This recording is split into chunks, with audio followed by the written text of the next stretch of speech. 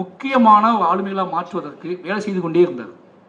அந்த பொறுப்பு இருக்குல்ல, அந்த பொறுமை இருக்குல்ல, அதை நான் எப்போ புரிஞ்சுக்கிட்டேன் அப்படின்னா, நான் சென்னை வந்ததுக்கப்புறம், நான் சென்னை வந்து பெரிய ஆளுமைகளோட பழக ஆரம்பிக்கும் போது, அந்த வாசிப்பு பக்கம் நான் திரும்பும்போது, என் தந்தை எனக்கு என்ன செய்தார்னு யோசிக்கும் போது, என் தந்தை எனக்கு ஒன்றுமே செய்யல, 5ஆம் கிளாஸ் தான் படிச்சிருக்காரு, அவர் எங்கேயுமே எனக்கு கூட்டி போனது கிடையாது அப்படின்னு நான் நினச்சிக்கும் போது தான் எனக்கு புரிஞ்சிச்சு, எங்கள் அப்பா என்னை எங்கேயுமே கூட்டி போனது கிடையாது, ஆனால் எங்கள் அப்பா எல்லா பக்கமே நீ அனுப்புனார், நீ போ அப்படின்னு அனுப்புனார். ஏன்னா அவர் நீ போனா நம்ம 2 பேரும் போனா இங்கே வேலை செய்ய ஆள் இல்லை, நீ போ நான் வேலை செய்யறேன் அப்படின்னு சொல்லி எங்கள் அப்பா எல்லா பக்கமுமே அனுப்புனார். அப்படி அவர் வாய்ஸாக இருக்காரு. இப்போ அந்த வாய்ஸ் உருவாக்குன ஒரு ஆள் தான் மாரி செல்வராஜ். அப்போ அவரோட வாய்ஸோட தாக்கம் எனக்கு இருக்கு. இப்போ என்னோட பிள்ளையோட வாய்ஸ் என்னவா மாறும்னு எனக்கு தெரியாது. அவன் இன்னைக்கு வேற ஒரு ஒன்றில் வாழ்ந்துட்டு இருக்கான். இன்னைக்கு அவன் வீடு நிறைய புத்தகங்கள் இருக்கு, வீடு நிறைய தலைவர்கள் படம் இருக்கு, 24 மணி நேரமும் அப்பா டிவியில் பேசிக்கிட்டு இருக்காரு. அப்பா பேசுறது எல்லாமே இந்த முற்போக்கான இங்கே என்ன நிலைப்பாடு இருக்கிறது தான் தெளிவாக புரிஞ்சுக்க, ஏன் அப்பா இதெல்லாம் பேசுகிறான்னு பார்க்குறாங்க. இப்போ அவனோட வாய்ஸஸ் வேற ஒன்றா மாறும். ஓகேங்களா? அப்போ என்ன அப்படின்னா, இங்கே வாழ்வின் அடிப்படையில் ஒவ்வொரு வாழ்வும் நம்ம கருத்தியலாக பேசும்போது, ஒடுக்கப்பட்ட மக்களோட வாய்ஸஸ் அப்படின்னு பேசும்போது அது ஒரு பார்வை. தன் வாழ்வும் தன் கனவும் ஒருத்தருக்கு கொடுக்கக்கூடிய ஒரு கதை இருக்கு, அது கொடுக்கறது ஒரு வாய்ஸ். அப்படி ஒரு வாய்ஸாக தான் நான் வந்து நிச்சயமாக சொல்கிறேன். நான் கருத்தின் அடிப்படையாக உருவான ஒரு பையன் கிடையாது. முழுக்க வாழ்வின் அடிப்படையில், வாழ்வு எனக்கு செய்த நியாயங்களும் அநியாயங்களின் அடிப்படையில் அதை பிரித்து பார்த்து அதுக்குள் இருந்து இந்த சமூகத்தை புரிந்து கொண்டு அப்படி களமாட வந்த ஒருத்தன் தான் மாரி செல்வராஜ். ஓகேங்களா? இப்போ யோசிச்சு பாருங்களேன், இப்போ மாணவர்களுக்கு என்ன சொல்றது, இப்போ இந்த ஆசிரியர் இந்த செமினார்ல என்ன அடிப்படையில், இப்போ நான் வந்து இப்போ அவங்க பேராசிரியர் கேட்டாங்க, எவ்வளவு நடந்துமே இவ்வளவு சமூக மாற்று, இவ்வளவு டெக்னாலஜி, இவ்வளவு சயின்ஸ் வந்ததுக்கு அப்புறம் கூட இன்னும் மக்கள் மனநிலையை மாறலையே அப்படின்னு அவங்க கேட்டாங்க. அப்போ நான் சொன்னேன் என்ன அப்படின்னா, இப்போ நான் சொல்றதுக்கான காரணம் அதை நேற்றே அவங்கள்ட்ட சொன்னேன். நாம் விரக்தி அடைஞ்சிட முடியாது, இதுக்காக நாம் வந்து ஒரு மிகப்பெரிய ஒரு நீண்ட பயணத்தை வந்து சேர்ந்துருக்கோம். அது என்ன இஷ்யூஸ், தலித் இஷ்யூஸ் நடந்தால் கூட, எவ்வளவு கேவலமான அருவருப்பான மக்களால் ஏற்றுக்கொள்ள முடியாத சம்பவம் நடந்தால் கூட நாம் நம்பக்கூடியது, நாம் அதை அருவருப்பு என்ற உணரும் இடத்துக்கு வந்துட்டோம். ஓகேங்களா? முதல்ல அதுவே இல்லாமல் இருந்துச்சு ஒரு காலகட்டத்தில். இன்னைக்கு இங்கே நடக்கக்கூடிய சமூக அருவருப்புகளை அருவருப்பு என்று நம்பக்கூடிய இடத்துக்கு மனித மனம் வந்திருக்கு. அதை அவன் வெளியே சொல்கிறான், சொல்லாமல் இருக்கிறான். ஒருத்தர் சொல்லுவான், ஆமாப்பா அது அருவருப்பு, ஒருத்தர் வந்து பேசாமல் போவான். மௌனிக்க வச்சிருக்கு. முதல்ல என்ன மௌனிக்க வச்சிருக்குன்னா ப்ரைடு. நீ எதெல்லாம் பெருமை நினச்சிக்கிட்டு இருந்தையோ அதை பொது வெளியில் சொல்ல முடியாத மௌனிப்புக்கு ஒன்றையே இந்த சமூகம் கொண்டு வந்திருக்கு. அதுக்கு முதல் காரணம் சயின்ஸ், அறிவியல். நீ யாருன்னு பட்டவத்தனமாக காமிச்சிருவது. நீ நினச்சிக்கிட்டு இருந்த மாதிரி உன் ஊரில் மட்டும் பேசிக்கிட்டு இருப்போம், நம்ம ப்ரைடா நம்ம ஊரில் மட்டும் பேசிக்கிட்டு இருப்போம், யாருக்கும் வெளியே தெரியாது. இப்படி நீ என்ன கட்டளை வேணாலும் போடுவ, என்ன மொழியை வேணாலும் பயன்படுத்துவ, எப்படி வேணாலும் மக்கள்கிட்ட பேசுவ. இன்னைக்கு அது எல்லாமே வெளியே போயிடும். உன்னோட மகனின் நண்பர்கள் பார்ப்பார்கள், உன் மகளின் நண்பர்கள் பார்ப்பார்கள். அப்படி போனதுனாலேயே பாதி பேர் மௌனிச்சிருக்காங்க. அப்போ நமக்கு முக்கியமான காரணம், இன்னைக்கு நான் வந்திருக்க இடத்துக்கு முக்கியமான காரணம் அறிவியல். அந்த அறிவியலை உருவாக்கியது மனிதர்கள். அப்போ ஒரு 10-15 யோசிச்சு பாருங்களேன், இந்த சோசியல் மீடியா, இந்த இவ்வளோ இந்த ஆண்ட்ராய்டு, இத்தனை விஷயத்தையும் உருவாக்குனது யாரு? எங்கெங்கேயோ இருக்கக்கூடிய ஒரு 50 மனிதர்கள் வச்சுக்கோங்களேன். ஒரு 50 அதிகபட்சம் இன்னைக்கு நாம் அதிகமாக யூஸ் பண்ணுற சயின்ஸை 50-60 பேர் சேர்ந்து தனி மனுஷனில் உருவாக்கியிருப்பாங்க. இன்னைக்கு நம்ம அத்தனை பேர்த்தையும் அதை மாற்றிருக்கு. நீ அத்தனை பேர்த்தையும் அதை காலி பண்ணியிருக்கு. நீ யாருன்னு உனக்கு சொல்ல வச்சிருக்கு, நீ யாருக்கு புரிதல் உனக்கு ஏற்படுத்தியிருக்கு, எதை சொல்லணும் எதை சொல்லக்கூடாது அப்படிங்கிற பயத்தை உனக்கு உருவாக்கியிருக்கு. எது சொன்னால் இங்கே வந்து உடனே வெளியே போய் நீ இஷ்டத்துக்கு ஒன்று பண்ணி, இஷ்டத்துக்கு ஒன்று செஞ்சு, இஷ்டத்துக்கு உனக்குள்ள பெருமையில் உருவாக்கி ஏதாவது ஒன்று பண்ணிட முடியும் அப்படிங்கிற நம்பிக்கையை உடச்சி சுக்குன்னு உருவாக்கியிருக்கு. காலி பண்ணிடுவாங்க. நீ எவ்வளோ பெரிய ஆளாக வேணா இருந்துட்டு போ. நீ சமூகத்துக்கு அநீதியான கருத்துக்களை பதிவு செய்தால், நீ எப்பேற்பட்ட இடத்துல இருந்தாலும் உன்னை இந்த சமூகம் புரட்டி எடுக்கும் அப்படிங்கிற இடத்துக்கு இன்னைக்கு வந்து சயின்ஸ் கொண்டு வந்திருக்கு. ஏன்னா எல்லா மக்களுக்கும் கொண்டு போய் சேர்க்க அந்த பார்வை பார்க்க என்னன்னா, நம்மளோட அடுத்த ஜென்ரேஷனுக்கு, நம்மளோட மாணவர்களுக்கு எல்லாத்துக்குமே ஒரு பெரிய நம்பிக்கையை வந்து இது கொண்டு வந்திருக்கு. நீ யோசிச்சு பார்த்தீங்கன்னா, தலித் வாழ்வியலில் மிகப்பெரிய புரட்சியை கொண்டு வந்தது இந்த மாதிரியான கல்வியும் அறிவியலும் தான் முதல்ல மெயின். நான் நம்பக்கூடியது என்ன அப்படின்னா, யோசிச்சு பார்த்தீங்கன்னா, முன்னாடி வந்து இப்போ எங்களை மாதிரி ஆட்கள் கதை சொல்ல போகும்போதெல்லாம், சினிமா கதை சொல்ல போகும்போதெல்லாம் நிறைய விஷயங்கள் இருக்குது. பரியரும் பெருமாளே நான் வந்து ஒரு 100 புடிசட்டு சொல்லியிருப்பேன். அந்த கதை வந்து 100 ஆஃபீஸர்ஸ் போய் சொல்லியிருப்பேன். அப்போ வந்து கடைசியாக அவர் பிடிச்ச சொல்லும்போது கதை சொல்லிகிட்டே இருக்கும்போது அவர் சொன்னார், அந்த 10வது நிமிஷம் 15வது நிமிஷத்தில் வந்து அந்த பையன் நீ ஏன்பா லா காலேஜ் படிக்க வந்தேன்னு கேட்கும்போது, இல்லை நான் டாக்டர் ஆகணும், அம்பேத்கர் ஆகணும்னு சொல்லுவான். அப்போ அங்கனே வந்து அவர் நிப்பாட்டிட்டு சொன்னார், அதை மட்டும் அப்துல் கலாம் மாற்றிக்கலாமான்னு கேட்டார். ஓகேங்களா? அப்போ எனக்கு போய் ஷாக். ஒய் எதுக்காக அப்படின்னு கேட்கும்போது எல்லாத்துக்கும் பொதுவானதாக இருக்கும் அப்படின்னு ஒரு சொன்னார். இப்போ யோசிச்சுப்பாங்க. அப்போ நான் வந்து ஸ்டூடெண்ட் வந்து லா காலேஜ் தான் படிக்கிறான். ஒரு சிம்பிள், ரொம்ப சிம்பிள். ஓகேங்களா? ஒரு லா காலேஜ் படிக்கிறவங்க ஒருத்தர் என்ன சொல்லுவான் அப்படின்னு சொல்கிறேன். இல்லை, அது வந்து இங்கே ஒரு நெகட்டிவ் இருக்குது, அதை நம்ம வந்து உடச்சி கிராஸ் பண்ண ரொம்ப கஷ்டம். இந்த கதை நீங்கள் விற்கவே முடியாது, இந்த கதையை யாரும் கேட்கவே முடியாது அப்படின்னு சொன்னாங்க.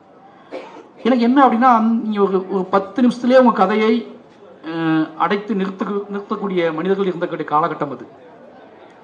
அப்போ நம்ம அதை செட் பண்ணி, அப்போ ரஞ்சித் அண்ணா வந்தார், நம்ம அதை ஆரம்பித்து போயிட்டோம். அதுக்கு மக்கள் கொடுத்த ஆதரவு. இப்போ ஒருவேளை பரியம்மாள் தோத்திருந்தா இன்னொருத்த வந்து அப்படி ஒரு கதைகளை யோசிச்சிருக்கவே மாட்டான். பரியம்மாள் மக்கள்கிட்ட அதை ஏற்றுக்க மாட்டாங்க நம்பிக்கையை உருவாக்கி வச்சிருந்தாங்க. டேய் அமைதியா இருந்தா, டேய் நீ வேற டிபார்ட்மெண்டா? ஆமாங்க சார். Okay okay. அப்போ வந்து இந்த படம் வந்தா ஓடாது அப்படிங்கிற நெகட்டிவை மொத்த இண்டஸ்ட்ரியும் வச்சிருந்தாங்க. இப்போ எங்கிட்டயே வந்து வேற கதை பண்றா அப்படி சொல்லிக்கிட்டுலாம் இருந்தாங்க எல்லாருமே. அப்போ இந்த இது மாத்தினது என்னன்னா மக்கள் தான். இப்போ படம் வருது, அவன் எடுத்தது யாருன்னு தெரியாது, அவனுக்கு எந்த மோட்டிவேஷனும் தெரியாது. மக்கள் ஒரு ஆர்ட் ஃபார்மை, அந்த ஆர்ட் ஃபார்மோட வேல்யூல ஒரு தியேட்டருக்கு போகிறோம், படம் பார்க்குறோம். அந்த திரைப்படம் படம் முடியும் போது தான் மக்கள் தீர்மானம் பண்றாங்க இது குட் ஃபிலிம் அப்படின்னு சொல்லி. படம் ஆரம்பிக்க முடியாது நல்ல படம் சொல்லிட்டு யாரும் பார்க்கறதே கிடையாது. அப்படி பார்க்குற படங்கள் வேற. படம் வீட்டில இருந்து கிளம்பும் போதே அல்லது போஸ்டர் ஃபர்ஸ்ட் நாள் ஃபர்ஸ்ட் லுக் விடும்போதே இந்த படம் 1000 கோடி அடிக்கும் 2000 கோடி அடிக்குன்னு சொல்றது அது வேற. பட் எங்களை மாதிரி படங்களை பார்த்து முடிஞ்சு கடைசியா ஃப்ரம் மாரி செல்வராஜ் அப்படி விழும்போது தான் அவன் டிசைட் பண்ணுவாங்க. ஒரு பார்வையாளன் முழுமையாக ஒரு கலைஞனோட படைப்பை முழுமையாக பார்த்தது பின்பு சொல்லப்படுகிற கருத்து நிலையான கருத்து. அந்த கருத்தின் மீது தான் ஒரு பெரிய ஆதிக்கம் வரும். இப்போ யோசிச்சு பார்த்தீங்கன்னா, பரியம்மாள் ஓடுனதுக்கு பரியம்மாள் ஹிட்னு சொன்னதுக்கு அப்புறம் இந்த நெகட்டிவ் சேஞ்ச் ஆகுது. ஓகேங்களா? உடனே எனக்கு வந்து எல்லா பக்கம் வந்து அழைப்பு வருது. நாம் தட்டி துறக்காத கதவுகளில் எல்லாமே கதவு தன்னால் துறக்குது. அப்போ இதை சேஞ்ச் பண்ணது யாரு அப்படின்னா, இந்த நெகட்டிவ் எப்போ செட் பண்ணாங்கன்னு தெரியாது நமக்கு. ஓகேங்களா? அந்த நெகட்டிவ் எப்படி உடஞ்சுன்னு அவங்களுக்கே தெரியாது. அவங்களுக்கு இந்த பெரிய ஷாக், எப்படி அந்த படம் இப்படி ஓடுது அப்படின்னு சொல்லி. இப்போ பரியம்மாள், கர்ணன், மாமன்னன், வாழைன்னு அந்த படங்கள் ஓடுது. அப்போ யோசிச்சு பார்த்தா இப்போ என்ன சொல்றாங்க ஒரே விஷயம் அப்படின்னு என்கிட்ட வந்து ரொம்ப ஆச்சரியமா இருக்கும். நீங்க படம் எடுத்தா ஓடிட்டோம் அப்படிமா, எப்படி ஓடும் அப்படின்னு கேட்டா உங்க மக்களே பார்த்து ஓட வச்சுவாங்க. அப்ப இதுக்கு முன்னாடி மக்கள் படமே பார்க்கலையா? அப்ப எங்க மக்களே பார்த்து ஓட வச்சுவாங்கன்னா அப்ப இதுக்கு முன்னாடி இந்த மக்கள் படமே பார்க்கலையா? அந்த மக்கள் உங்க படங்கள் பார்த்து ஓட வைக்கலையா அப்படின்னு ஒரு கேள்வி எனக்கு வருது, தார்மீகமான கேள்வி. அப்போ இதையும் என்னோட திறமையை என்ன பண்றாங்கன்னா, நான் இந்த ஒட்டுமொத்த சமூகத்துக்கு தான் இந்த படைப்புகளை உருவாக்குவோம். திருப்பி என்னைய வந்து ரவுண்ட்ல செட் பண்றதுக்கு இந்த படங்கள் ஓடுவதற்கு காரணம் உங்க சமூகம் சார்ந்த மக்கள் அப்படி சொல்ற கருத்து இருக்குல்ல. திருப்பியும் இதை எப்படி உடைப்பது, இது எப்படி மடைமாற்றம் பண்ணுவது, இந்த வாய்ஸஸ் எப்படி வந்து பொதுத்தன்மையிலிருந்து பிரித்து தனித்த வாய்ஸாக மாற்றுவது அப்படிங்கிற வேலையை தொடர்ந்து பொது சமூகம் செஞ்சுட்டே இருக்கும். ஆனால் என்னோட ஆசை என்னவா இருக்குன்னா, பொது சமூகத்தின் குரலாக இந்த படைப்புகளை மாற்றுவது. என் படத்தை ஓட எனக்கு உறுதியாக தெரியும், இந்த படம் 4 படம் வெற்றி அடைந்ததுக்கு காரணம் பொது சமூகம், என் சமூகம் கிடையாது. என்னோட சமூகத்துக்கு கதை அத்தனையுமே தெரியும். ஓகேவா? அவனே 1000 டிப்ரெஷன்ல இருக்கான். இப்போ அவன் தான் திட்டுறான், நீ என்னடா இதையே எடுத்துக்கிட்டு இருக்க. ஓகேவா? அவன் என்னை வந்து ரொம்ப அவனுக்கு வந்து என்னன்னா நீ வேற, ஏன்னா அவனுக்கு பிரைட் தேவைப்படுது. ஓகேவா? அவன் என்னைய பிரைடா பார்த்துட்டான். அவன் நம்மகிட்ட இருந்து ஒருத்தர் வந்திருக்கான், இவன் பிரைடா நம்மளோட பெருமை இவன் பார்க்கான். நானே உன்னை பெருமையா பார்க்கிறேன், நீ ஏன்டா பெருமையா பேச மாட்டேன்ற அப்படின்னு அவன் கேட்கிறான். அப்ப என்னன்னா, இப்ப இந்த படங்களை ஓட வைப்பது பொது சமூகம் தான், முழுக்க முழுக்க அவங்க தான். அவங்களுக்கு மறைக்கப்பட்ட அல்லது அவர்களிடம் திரித்து கூறப்பட்ட கதைகளை மிக தெளிவாக அவர்களோட சக நண்பனாக உரையாடுவது அவர்களுக்கு பிடித்திருக்கிறது. அதுக்காக அவங்க காத்திருக்கிறாங்க. எல்லாருக்கும் யோசிச்சு பாருங்களேன், நாம எல்லாருமே நம்மளோட ஓன் டிசிஷன்ல இங்கே முடிவெடுத்தவங்க யாருமே இருக்க மாட்டோம். அப்படி ஓன் டிசிஷன்ல முடிவெடுத்தவங்க எவ்வளவு பேர் வேற வேற பிரச்சனையை சந்திச்சிருப்பாங்க. நண்பர்களோட கலந்து ஆலோசிக்கிறோம், தெருவை கலந்து ஆலோசிக்கிறோம், ஊரை கலந்து ஆலோசிக்கிறோம். இப்படி எல்லா விஷயத்தையும் மாறி தான் நாம ஒரு முடிவுக்கே வரோம். அப்போ நம்மளோட ஓன் கருத்துக்கு இங்க வேல்யூ இல்லாம இருந்துகிட்டே இருந்துச்சு. இன்னைக்கு சோசியல் மீடியாவும் இந்த ஆண்ட்ராய்டும் இந்த மக்கள் பெருவாரியாக வந்து ஒரு படைப்பை நிராகரிக்கப்பட்ட, ஒழித்து வைக்கப்பட்ட, மறைத்து வைக்கப்பட்ட கதைகளை கொண்டாடுவது சமூகத்துக்கு தெரிந்த பின்புதான் இந்த மக்களுக்கு ஒரு பெரிய நம்பிக்கை வந்திருக்கு. இப்ப நம்பிக்கை வந்தோடனே இன்னைக்கு சாதாரண கமர்ஷியல் படத்துல கூட ஒரு பொலிட்டிக்கல் கரெக்ட்னஸ் கிரியேட் பண்ண வந்திருக்காங்க. ஒரு பெண்ணை தவறா காட்டக்கூடாது அப்படிங்கிற இடத்துக்கு காட்டிக்கொண்டு இந்த இயக்குநர்களே மாறி இருக்காங்க. அவன் வந்து இந்த ஒட்டுமொத்தத்தையும் கேள்வி கேட்டுருவான். அப்போ இந்த விழிப்புணர்வை எப்படி செட் பண்ணும்? இப்ப என் படத்துல எதுவுமே இல்லை, ஏன்னா அப்படி காட்ட வேண்டிய தேவையே இல்லை.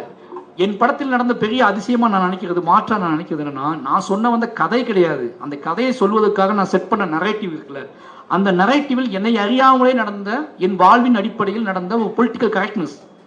ஒரு மாற்றுத்திறனாளியோ இல்ல ஒரு பெண்ணையோ இல்ல ஒரு சக நண்பனையோ இழிவாக என்ன சொல்றது, மேல கீழே பேசக்கூடாது, ஒரு ஷார்ட் ஃப்ரேம் செட் பண்றதுல இருந்து எல்லாத்தையுமே என் வாழ்வே எனக்கு கற்றுக் கொடுத்துருக்கு. நான் அது அப்படி ஏன் காட்டணும் அப்படின்னு நான் நினைச்சு பண்ண எல்லா விஷயமும் தான் இன்னைக்கு தமிழ் சினிமாவில் மற்ற மனிதர்களுக்கு, மற்ற இயக்குநர்களுக்கு ஒரு பெரிய சிக்கலா மாறி இருக்கு. அவங்க திருப்பி இதை ஃபார்ம் பண்ணுறதுக்கான காரணம் என்னன்னா, சினிமாங்கிறது ஒரு என்டர்டைன்மெண்ட். நான் 1000 பிரச்சனையோட போறேன்பா, இனி அங்கே போய் தியேட்டரில் வைப் பண்ண விடாம, கொண்டாட விடாம நீங்க ஏன்டா போட்டு கழுத்து இருக்கிறீங்க அப்படின்னு சொல்லி ஒன்று பேச ஆரம்பிக்கிறதுக்குல, அது அப்படி இல்லை. நீ இந்த படங்களை எடுக்கணும்னா நீ யோசிக்கணும், நீ சிந்திக்கணும், நீ பயணப்படணும், நீ நிறைய வாசிக்கணும். ஆனா அந்த படங்கள் எடுக்கிறதுக்கு நீ யோசிக்க வேண்டாம், சிந்திக்க வேண்டாம், உனக்கு ஈஸியா நடந்துடும். இப்படி ஃபர்ஸ்ட் ஹீரோ என்ட்ரி ஆகுறாரு, இங்க இது பண்றாங்க, ஒரு ஃபைட்டு, அப்போ டான்ஸ், இப்படி செட் பண்ண முடியும். உனக்கான நெரேட்டிவ் செட் ஆல்ரெடி இருக்கு, அதை நீ விற்பனை பண்டமா மாத்தி விற்பனை பண்ண முடியும். அதுக்குள்ள ஏதோ வகையில உன்னோட குற்ற உணர்ச்சி, உன்னோட கில்ட்டுக்காக அங்கங்க தூவி விட்டனா போதும் அப்படின்னு இருந்த சினிமா இன்னைக்கு யார் அந்த ஹீரோ என்ன பண்றான், அவனுடைய பிரச்சனை என்ன அப்படிங்கிறத ஒரு சாதாரண பார்வையாளன் கேட்க ஆரம்பிச்சிருக்கான். ஒரு சாதாரண பார்வையாளன் ஒரு கமர்ஷியல் படத்திலேயே லாஜிக் கேட்கிறான். இல்லையா, எனக்கு புரியல, அவன் என்னதான் வேலை பார்க்கறான் அப்படிங்கிற ஒரு சாதாரண கேள்வி நம்ம என்னைக்காவது கேட்டிருக்கோம். பழைய படங்கள்ல அந்த ஹீரோ எப்போ என்ட்ரி ஆவான்னு கேட்க மாட்டோம், இவ்வளவு சம்பவம் நடக்கும்போது எப்படி என்ட்ரி ஆனாலும் கேட்போம். அப்போ அப்படி இருந்த உளவியல்ல பெரிய சேஞ்ச் நடந்திருக்கு. அந்த ஹீரோ யார், எந்த வீட்டுல இருந்து அவன் கிளம்பி வர்றான், அந்த வில்லன் யார், அவன் எந்த வீட்டில் இருக்கிறான், என்ன அடிப்படையான வாழ்க்கையில அவன் வாழ்ந்துகிட்டு இருக்கான், அவன் எந்த மாதிரியான, அவனோட மனைவி எப்படிப்பட்டவன், அவன் மனைவி எப்படி நடத்துறான், இவன் அப்பா எப்படி நடத்துறான், இப்படின்னு சராசரி ரொம்ப நம்ம வாழ்க்கையில கூடிய சாதாரண கேள்விகளை மக்கள் படம் பார்க்கும் போதே பார்க்க ஆரம்பிச்சிருக்காங்க. இந்த நரேட்டிவை செட் பண்றது ஒடுக்கப்பட்டவரோட வாய்ஸஸ் தான். பொது சமூகத்தோட இந்த நரேட்டிவை மாத்துனது ஒடுக்கப்பட்டவரோட வாய்ஸ் தான். இது நாங்க பிளான் பண்ணலாம் பண்ணல, இப்படி காட்டக்கூடாதுங்க பிளான் பண்ணலாம் பண்ணல, இந்த கதையின் ஊடாக அது தேவையே படலை. இப்போ வந்து பெரியகம் பெருமாள் வந்து ஒரு சீன், அவங்க அப்பாவை நிர்வாணப்படுத்தி அவமானப்படுத்துகிற சீன், அது எடுத்து முடிச்சிட்டோம். எடுத்து முடிச்சதுக்கப்புறம் அதில் ஒரு வார்த்தை வந்திருக்கும் அந்த படத்தில் வந்து, யாராய்வன் அப்படி உட்காந்துருக்கானேன்னு சொல்லிட்டு 9 அப்படின்னு வார்த்தையை வந்து நான் வந்து அந்த ஷூட் பண்ணும்போது நான் எடுத்துட்டேன். ஏன்னா இது எங்கள் அப்பாவை பார்த்து பேசின ஒரு வார்த்தை, நான் அந்த எமோஷனலாக எடுத்துட்டேன். பட் படம் ரிலீஸ் ஆயிடுச்சு, சென்சார் போச்சு. படம் சென்சார் போடும்போது சென்சாரில் வந்து அந்த வார்த்தையை மியூட் பண்ண சொல்கிறாங்க. ஓகேங்களா, அந்த சென்சாரோட சீஃப் மெயின் அவங்க என்ன சொன்னாங்கன்னா, அது பெயினான இடத்துல தான் வருது, அந்த வார்த்தையோட வழியை தான் அந்த இயக்குனர் கடத்துறாரு, அதை தூக்க வேண்டிய அவசியம் இல்லை. அதாவது 6 மற்றவங்க சொல்லும்போது கூட அந்த சீஃப் சொல்கிறாங்க, அவங்க ஒரு லேடி, அவங்க ஒரு பெண், அவங்க என்ன சொல்கிறாங்க, அது எடுக்கணும்னு அவசியமே இல்லையே, அது ரொம்ப அதை கேட்கும்போது பெயின் ஆகுது ஆடியன்ஸுக்கு, அது எவ்வளோ அருவருப்பான, அப்படி அந்த வார்த்தைகளை பயன்படுத்தக்கூடிய மனிதன் எவ்வளவு அருவருப்பானவன் அப்படிங்கிறத தான் எனக்கு கன்வே பண்ணுது. அப்படி அவங்க ஃபைட் பண்ணி அந்த வார்த்தையை வச்சுட்டாங்க. ஓகேங்களா, எனக்கு அது பெரிய ஆச்சரியம், பயங்கர சர்ப்ரைஸ் எனக்கு. அது படம் ரிலீஸ் ஆகுது. படம் ரிலீஸ் ஆனதுக்கப்புறம் பட் திருநங்கைகள் அவங்க தோழர்கள் எல்லாருமே என்ன பண்ணாங்கன்னா, அது அவங்களை ஹர்ட் பண்ணிச்சுன்னு சொல்லி என்ன பேசினாங்க. பேசினா ஒரு 2 days 3 days தான் எடுத்துட்டேன். எனக்கு என்ன புரிதல் இருந்துச்சுன்னா, நாம ஒரு மைண்ட் செட், நாம வந்து அதை பெயின், அது சொல்லக்கூடிய வாதம் அருவருப்பான வாதம் அப்படி சொல்லி தான் அதை செட் பண்ணோம். அது பொது சமூகத்துக்கு புரிஞ்சு. ஆனா அதை சம்பந்தப்பட்ட மனிதர்கள் சொன்ன கருத்துன்னு ஒன்று இருக்கு. இப்பதான் அதை பொது வெளியில சொல்றதுக்கு எல்லாம் கூச்சப்பட ஆரம்பிச்சிருக்காங்க. திருப்பி நாம ஏதோ வகையில அதை திருப்பி ஞாபகப்படுத்த வேண்டாம், அதனால அதை எடுத்துக்க தோழர்னு சொன்னாங்க. நான் அதை உள்வாங்கிக்கிட்டு எடுத்துட்டேன். ஓகேங்களா, ஆனா அந்த பெயினை அப்பவே நமக்கு வந்து நமக்கு புரியுது. நம்ம பொது சமூகத்தின் நான் இப்போ அவங்க கிட்ட இருந்து பார்க்கும்போது நான் பொது சமூகமாக ஆகிட்டேன். நான் ஒரு தலித் வாய்ஸாக இருந்தேன். இப்போ அந்த திருநங்கைகள் அவங்க வந்து என்ன பேசும்போது நான் அவங்ககிட்ட இருந்து நான் பொது சமூகமாக ஆகிட்டேன். என்னையவே அவங்க பொது சமூகமாக தான் பார்க்குறாங்க. நீங்கள் இப்படி பண்ணக்கூடாதுன்னு சொல்லும்போது நான் அந்த வாய்ஸஸை வந்து நான் அந்த அந்த அந்த இதை எடுத்துட்டோம். அப்போ தான் எனக்கு புரிஞ்சிச்சு, ஒவ்வொருத்தரும் நம்ம ஒவ்வொருத்தருக்கும் பொது சமூகமாக இருக்கும். இன்னைக்கு நம்ம வீட்டில் இருக்க மனைவிக்கு நாம தான் பொது சமூகம். நீ எவ்வளவு கீழே தலித்தா இருந்தாலும் சரி, எவ்வளவு கீழே இருந்தாலும் சரி, நீ உனக்கு இப்போ ஆசிரியர்களுக்கு மாணவர்களுக்கு வந்து ஆசிரியர் பிடிச்சவங்க ஆயிடுவாங்க. ஆசிரியர் பாராட்டினா போதும், ஆசிரியர்கள் பாராட்டினா போதும், ஆசிரியர்களுக்கு பிரின்சிபல் பாராட்டினா போதும். இப்படி ஒவ்வொருத்தரும் நமக்கு வந்து பொதுச்சமூகமா சக மனுஷர்களுக்குள்ளேயே, நண்பர்களுக்குள்ளேயே, வீடுகளுக்குள்ளேயே ஒரு பொதுச்சமூகம், ஒரு தனிச்சமூகம் அப்படின்னு வாழ்ந்துகிட்டு இருக்கோம். அந்த புரிதலை ஏற்படுத்தினது வந்து எனக்கு வந்து இந்த இன்சிடென்ட் தான். அப்போ இங்கே வந்து முதல்ல நாம் எல்லா விஷயத்தையும் புரிந்து கொள்வதற்கு முதல்ல வாசிப்பு ரொம்ப முக்கியம். எல்லாம் புரிஞ்சுக்கோங்க. நிறைய குழப்பங்கள் இருக்கலாம், நிறைய நமக்கு வந்து நம்ம அம்மா அப்பா, நம்ம அண்ணன் தம்பி, நம்ம ஃபேமிலி, நம்ம சொந்தக்காரங்க, நம்ம ஊருக்காரங்க, குடும்ப அமைப்பு முறை, ஊர் அமைப்பு முறை, இதெல்லாம் நம்ம கற்றுக் கொடுத்தது நாம். நமக்குன்னு ஒரு அமைப்பு இருக்குது, நமக்குன்னு ஒரு வாழ்க்கை முறை இருக்குன்னு கற்றுக் கொடுத்துருக்கு. அந்த வாழ்க்கை முறை சக மனுஷனை தொந்தரவு செய்யுதா அப்படிங்கிறத நம்ம கற்றுக் கொடுக்காது. நீ சரியாக நீ இந்த மாதிரி வாழ்க்கையை வாழ்ந்தா உனக்குன்னு ஒரு விஷயம் இருக்குன்னு கற்றுக் கொடுத்துரும். நாம் வாசிக்கத்தான், நாம் பேசத்தான், இன்னொரு உரையாடத்தான் நாம் வாழ்கிற வாழ்வு, நாம் நினைப்பு, நமக்கிட்ட இருக்க ஒரு கற்பிதம் இருக்குல்ல. நம்ம எப்படா இங்கே என்ன பிரச்சனைனா, நம்மளை அறியாமலே நமக்குள்ள உருவாக்கப்பட்ட கற்பிதமே நம்ம நம்ப ஆரம்பிச்சிருக்கோம். நம்ம அம்மா அப்பா நினச்ச மாதிரி தானே வாழ்கிறோம், நம்ம அப்பா அம்மா நினச்ச மாதிரி தானே வாழ்கிறோம், நம்ம நண்பர்கள், நம்ம ஊருக்காரங்க, இப்படி எல்லாம் தோண ஆரம்பிச்சோம். இண்டிவிஜுவல் வாய்ஸஸ் உன்னோட குரல் கேட்க ஆரம்பிக்கணும். அப்பதான் நீ பண்ற தப்பே நீ ஒத்துக்கொள்ள ஆரம்பிப்ப. என்னைக்கு உனக்கு இண்டிவிஜுவல் வாய்ஸ் கேட்குதோ, உனக்குள்ளாகவே என்னடா இப்படி பண்ணிட்ட, ஏன்டி இப்படி பண்ண அப்படின்னு உங்களுக்குள்ளாகவே ஒன்று கேட்கும்ல, அந்த குரல் தான் நிலையானது. அதுதான் உங்களை அடுத்த கட்டத்துக்கு நகர்த்தும். இப்போ நான் பேசினேன்னா, இப்போ இங்கே உட்கார்ந்துருக்கவங்களுக்கு என் மீது என்ன சொல்றது, என் வார்த்தைகளின் மீது மாறுபட்ட கருத்துக்கள் இருக்கும். ஏன்னா நான் என் வாழ்க்கையை முன் வச்சு பேசுறேன். உங்களுக்கு 1000 பிரச்சனை இருக்கும். டேய் நீ இதெல்லாம் சொல்றடா, நான் அங்கே எப்படி தெரியுமாடா அப்படின்னு 1000 பிரச்சனைகள் இருக்கும்.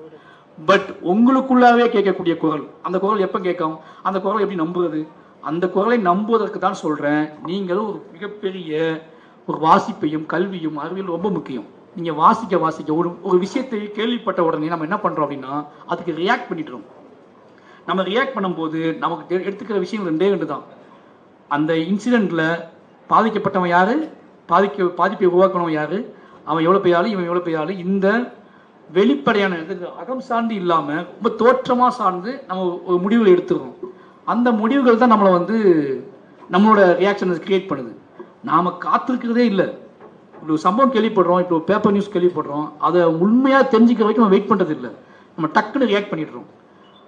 ஆனா பின்னாடி அது தப்புன்னு செஞ்சதுக்கு அப்புறம், நாம நினைச்சது தப்புன்னு நமக்கு தெரிஞ்சதுக்கு அப்புறம் நம்ம அதை பதிவு பண்றதே இல்லை.